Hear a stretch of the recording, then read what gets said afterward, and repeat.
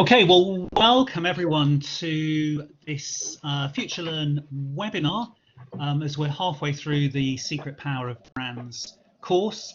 It's great to have you with us for the next 30 minutes and we'll be recording this too, so if you miss something during the session, we'll be sending out a link so you'll be able to view it all again later.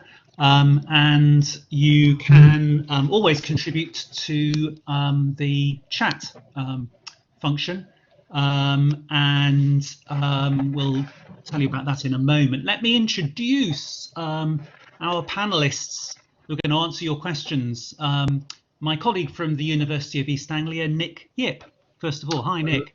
Hello, hi, welcome everyone. What I would say to the ones who are joining us is that just to save on the waveband, if you're not speaking, maybe perhaps you can turn off your microphone so that at least the sound will not kind of mix with the other stuff. Yeah.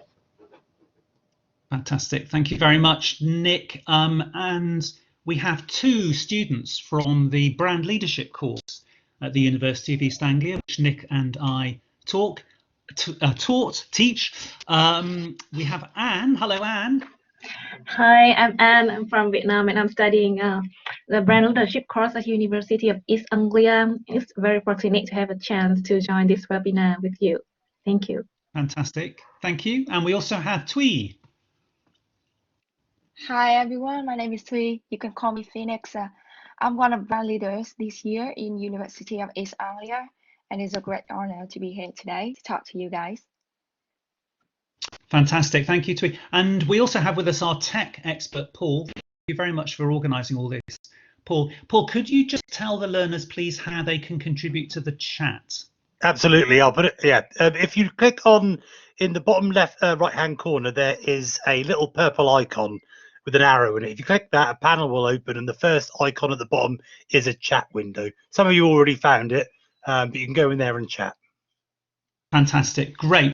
Well, the chat is open, and we have, I think, about 19 people on the call, which is fantastic. We've got half an hour, quite a few questions already in on the FutureLearn platform.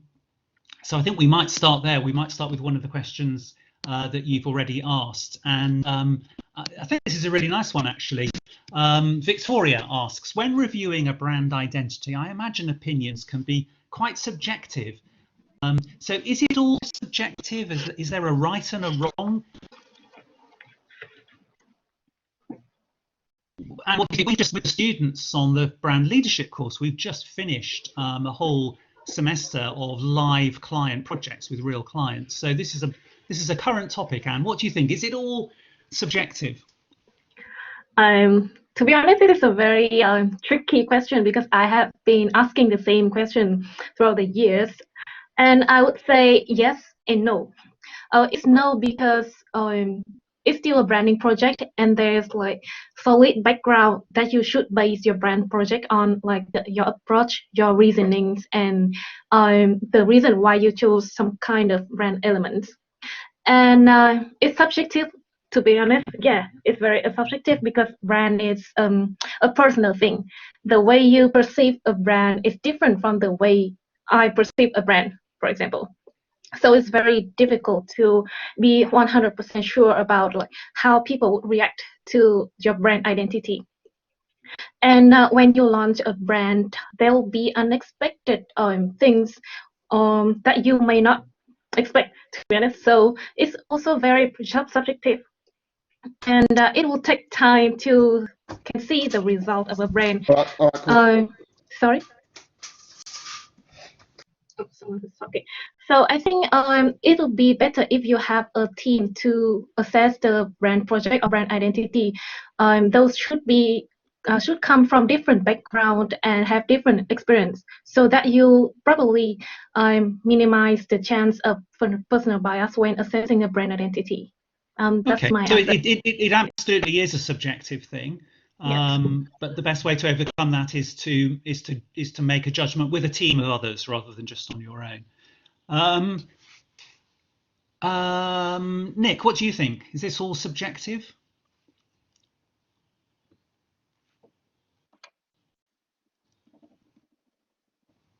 Do we have Nick? I can see Nick here. Yes. Hello, Nick. Do you think it's a purely subjective thing? Oh, sorry, can you hear me now? Yes, we can. Yep. Okay, so what I was saying is that in marketing, context is always important when it comes to any kind of marketing strategy, and that includes branding as well. So very much context driven, because if you ask different people about a brand, the identity will be different, according to different people. So a lot of it, in my research area, whether it's services or whether it's co-creation, a lot of it matters to the segments of the market and the person who the brand means something to. Yeah. Okay. And Tweed, what do you think? Subjective, or are there right and wrong answers in branding? I think I partly agree with that statement that branding is quite subjective, because for me, if you do the branding well and do it right, you still can own some key terms in the consumer perception, and it will last like very long lasting for people. So I like you think of Apple when they first launched their iPhone, that would be the innovator, a breakthrough in technology, and at that time, people will think of Apple as a very, an innovator, and that's the old key term innovator, the brand associated with creative, with distinctive by design and technology, high technology. So at the time, passby, the brand evolves, and also people, the evolves like a child. You grow up and you have a different perspective about the world. So that is like reasonable to think of. You change your opinion towards something, but still you have something that you like when you were a child, but when you grow older, you still like it. So our brand, the mission is to create something, to own some key term that will have a long-lasting effect on people. Yeah, that's. Thank you very much, Twee. And you mentioned.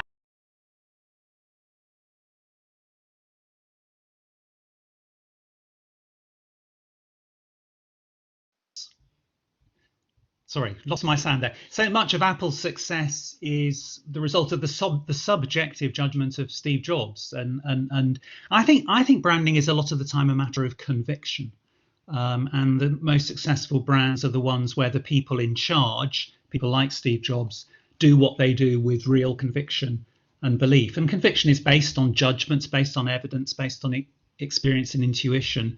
So it's not kind of arbitrary, but it is subjective. Great question. Thank you very much for that. Let's move on to another question. I just jump back to the page. Rashul says, the future of the world is VR, virtual reality, AR, augmented reality, and automation. How do you see the future of branding? So if the future of the world is all this technology stuff, is there still a place for branding in all of that? Nick, what do you think? Okay. Oh, so AR and technology and yeah. So there are lots of discussions and lots of research at the moment on the digital platform with regards to how technology will impact on consumers, and in this respect, we are talking about the brands. Now, I think it's coming from so many directions. But what I can see though is that if one understands the data, because a lot of all these digital platform, apart from it being a channel for distribution, apart from it being a channel for engagement, a lot of the data that is collected will then be used to kind of enhance the branding strategies. But at the same time, I would say trying to understand the data is the one that's going to be the most important. Yeah. So whether it's virtual reality, whether it's machine learning, whether it's AI, a lot has got to do with what firms and what consumers do with that data. I think that's very important. Yeah, okay, great. So in principle, all of this data could make branding stronger rather than replace it. Yeah, if they know what to do with it. If they know what to do I with would it. say that, if you're out for a job at the moment, is trying to understand data and the data collected, in the last 2-3 months with regards to the pandemic, that would be very interesting. Yeah. Tui, I know you had a class not that long ago with an expert on artificial intelligence and machine learning. What did you take from that in terms of, is it all going to make branding unnecessary because machines will simply tell us what to buy? I think from that class I learned that data is everything in the future, and if brand they can utilize the data from using advanced technology, they can hold a very powerful, like the power to not really control the customers, but you will know how to drive them to love your product, to love your brand using the data. Yeah. Okay, what do you think, Anne? I think I want to think of it like a backend and front end when you develop our software. So the thing about data is like backend, how you collect data about the customers, and but at the same time, VR and AI can serve as a touch points in branding. So, for example, if you want to perceive your brand as an innovator, you want to incorporate that kind of thing into the way you communicate with your customers also. I think so. Okay, so organizations are going to have to embrace virtual reality, augmented reality, all of these other things, because consumers are going to expect them as part of the brand experience. I think that's right. I think I think two things about this. One is that we should think of the machines as potential friends rather than as the enemy, and we need to be ready to work with them. And the other is that it will be even more important for brands and the organizations that own them to be very aware of the ethical power, the ethical dimensions of branding and the power of branding, because all of these things do represent, as you've all said, shifts of power, and I think brands are going to have to be increasingly conscious, in the full sense of conscious, of what they're doing, and use branding hopefully as a force for good rather than for bad. But a great question, and that set us off on a philosophical exploration. So thank you, Rachel, for the question. We now have one what sounds like a really simple question, which is, what is brand equity? This is Lucy D, who says, I'm still not clear on what brand equity is and how it's measured. And it's a good question because I don't think there is actually a single definition of brand equity.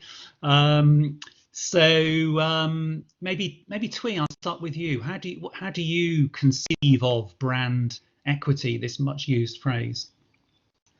I think I perceive brand equity as commercial value that the customer, they think of your brand. It's not about the product or service itself, but more than that, what they think of your brand, what the value your brand offer the customer, the values, and they make sense of it. They perceive it, they use the product, and they create the value for your brand, and that is brand equity. So that's very much the consumer-based brand equity view of Kevin Lane Keller. So equity is a bunch of thoughts and feelings in people's minds, really. So how do you measure that then? How do you get inside people's heads? Oh, it's really, it's hard. I will pass on this question for my colleague, Anne. Very good idea. Yeah. Anne, how do you measure this thing that's inside people's heads? Okay, I want to approach this in terms of brand practitioners, because as Tui said, she approaches from the customer point of view. But the reason why people are so obsessed with brand equity, I think, because we want to manage and to measure like the proficiency and the effectiveness of our brand campaigns and our brand in general. The way we measure it is to be honest, it's quite a tricky question because there are so many things associated with a brand. But if you read about the customer-based brand equity, the CBBE models, so there will be different stage and different aspects to measure a brand. So I don't think there's a very simple and straightforward way to measure the brand equity, but to measure each in different stage, and there'll be recommended frameworks to measure that. I think so. To be honest, a bit of broad question. Okay, great. Nick, what's your view? Is brand equity a definable and measurable thing? Okay, so if from an academic's perspective, so if you look at brand equity, you can look at it from maybe perhaps an accounting and a financial perspective, where any kind of expenditure on advertising or a campaign that drives the building of the brand can be capitalized. So if you capitalize that kind of expenditure, it will be reflected as a intangible asset on the balance sheet. So that will be brand equity. So for any firms who are on taking over or a merger, if they want to do some due diligence, they will always try and find whether that kind of equity in terms of that brand and the value is valid. Now, on the flip side, I mean, if you are talking about measurements, one thing about the social sciences in terms of measurements, it's always a very contentious point, because it's never the same for two people. So I assume that marketing research houses, what they would do is they will try and measure it as often as they can to ensure that a brand is always in a way stuck. So if I show you a slide and I show you, the other day when I was teaching a class and I showed like I think 50 logos. I mean, almost everyone recognized those logos, and they knew what it stood for. Now, whether it stood for in the positive side or the negative side, that's the big question. So brand equity really, again, it's something that firms might strive for in terms of recognition, but it has to be recognition for the right reasons, not the wrong reasons. Yeah, and which is why it's so difficult to measure, because it's not just awareness, is it? It's a much more complicated mixture of thoughts and feelings than that.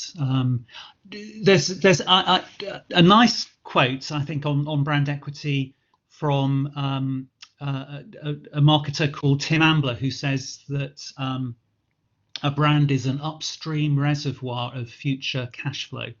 And I think that's really a definition, or one definition of brand equity.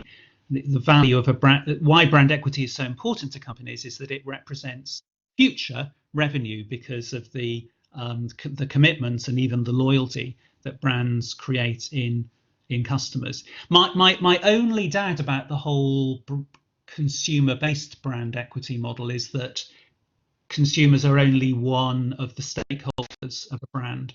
And I don't think there's a model that measures at the same time consumer, employee, investor, and social brand equity. So there's a job to be done there. Whoever wants to take that on for a much more complete version of brand equity. And then how on earth do we measure that? Because that's going to be even more difficult to measure. So it's a surprisingly tricky and an ill-defined area, this whole brand equity thing.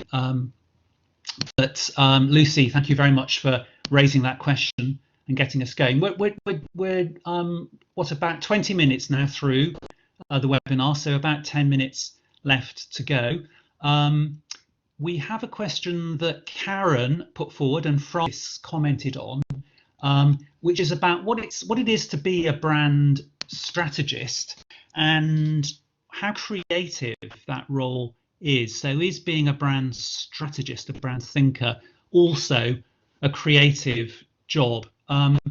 And you are a great believer in creativity. So I'm guessing you're going to say, yes, it is. I think, yeah, it's like the balance between the left brain and the right brain. But the core thing is when to use which. So yeah, you have to be strategist and to be creative. And so, and for you, what are the secrets of being creative in a strategist role?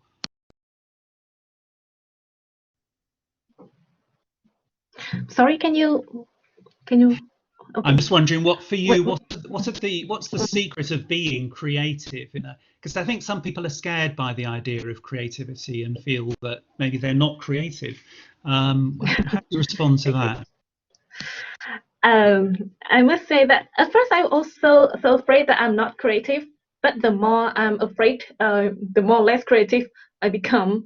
So I would say that just be playful and be curious as you like you were a child, and then you'll be creative. Be playful and curious. Fantastic. Yeah. Just so be a child, basically, is the answer. Yeah. Brilliant. Nick, is it a creative role for you?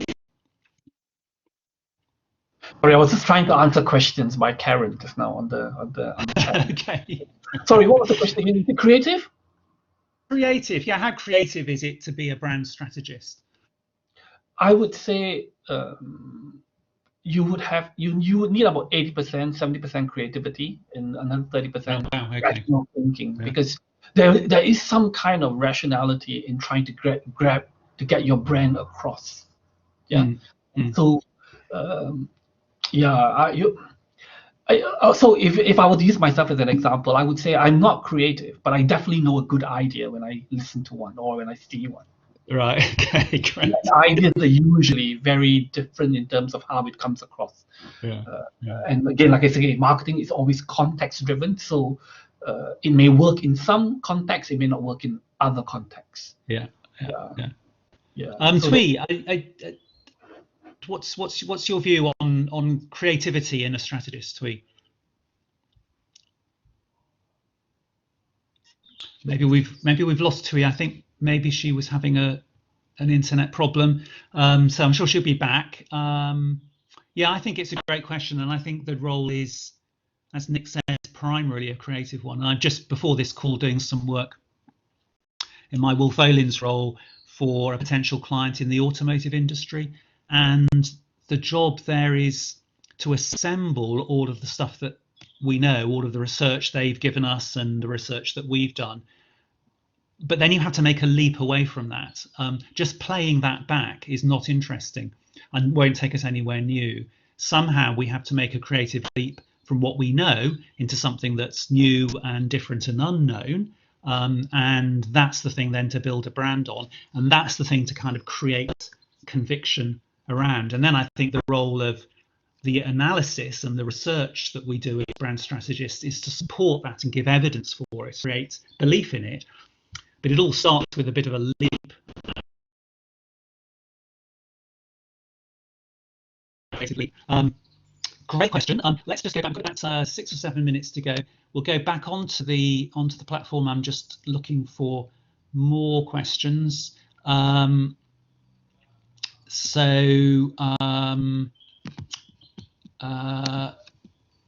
just see if there's been anything new added. Okay, so we have so Nola is saying problems are our friends. I agree with that. Problems are things that can help us move from where we are now to something new and different. Joseph is asking, will brands who do not emphasize around sustainability be left behind with both consumers and employees? So the role of sustainability in the future, Joseph, thank you for that. Nick, what do you think? Sustainability central in the future? Yes, Robert, the question on sustainability. So if you are familiar with some of the marketing speak these days, there is a lot of talk around what we call the circular economy. And so the circular economy basically means that, there's some form of sustainability must be present, because if you go back to economics, this whole concept that resources are limited, so because resources are unlimited, we would not be having this conversation. Because they are unlimited, there is a sense. So not only just in marketing, but also across the other business disciplines like operations, ethics. There's all this talk right now at the moment about sustainability and why it's important to have that circular type of thinking where businesses are sustainable. Yeah. Okay. So and I get that, but and I'm wondering, sometimes when you ask consumers, they say, "Oh yes, I will buy sustainable products," but in practice, they don't. They buy the cheapest product or the one that they're used to. Do people really want to buy sustainably, do you think?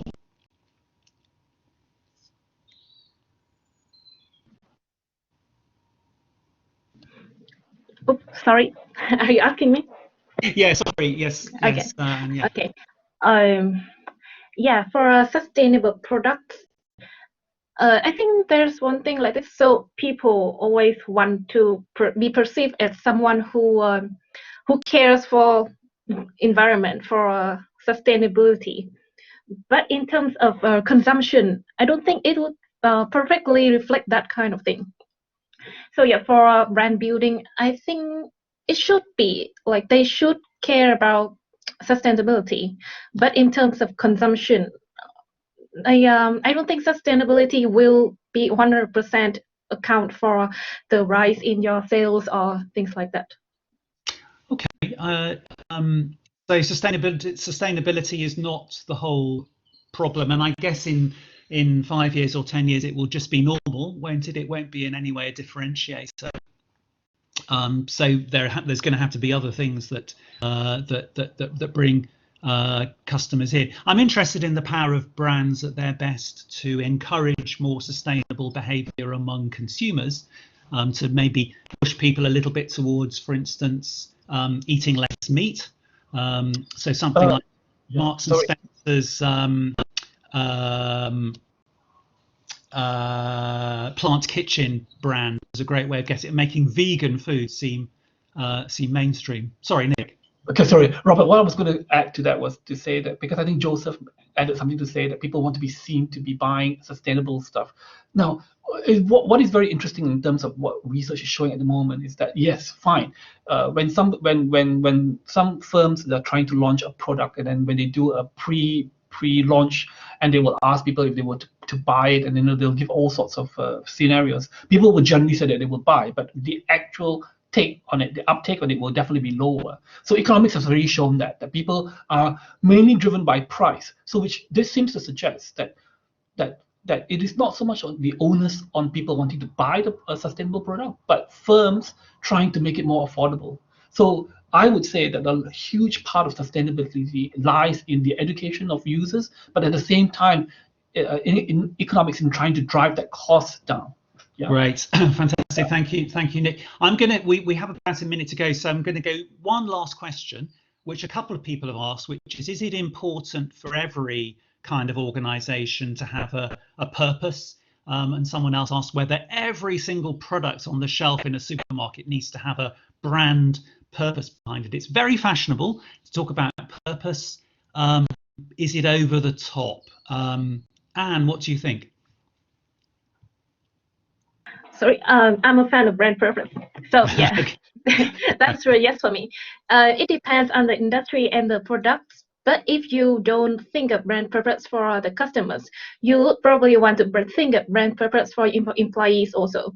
If you want to attract talent people and want to increase their loyalty, you should have a purpose that will bond them together, like a team. Great. Okay, so I think that's a really important point. That purpose is probably more important for attracting talent, employees, than for attracting customers. What do you think, Nick? Is purpose an overused word? Well, it's fashionable at the moment, I would say, and as with all things marketing, hopefully it's not a fad where it will come and go. But purpose, yeah, I mean, it's a very interesting construct, purpose, and you can talk about it philosophically and stuff like that. But for the moment, it will just take too much for me to say anything. But purpose, yes, always purpose. Okay, great. And Twee, I think you've rejoined us. Twee, what's your take on purpose? Does every brand need one? Hi. Yes. Actually, I think it comes to the question why you produce your product, why you make your product. The reason So if you make your product for some reason, that will be the purpose, and you will build your brand surrounding that purpose. But if you just build, like, make your product for nothing, then I think there will be no purpose at all. So for me, it comes back to the question, why do you make your product? Okay, so it is very much an internal thing rather than necessarily a customer thing. Great, which is the theme that's come through a lot of these answers, actually, that branding is just as important for inside the organization for employees as it is for consumers. Thank you very much, everyone, for questions, for taking part in the webinar. I'm sorry we didn't have time to answer all of them, but I hope we've answered some of them. And Nick and Twee, thank you very much for all of your answers. And Paul, thank you for setting up all the technology for this. For the moment, enjoy the rest of the course on FutureLearn, but we'll close the webinar here. Thanks very much, everyone.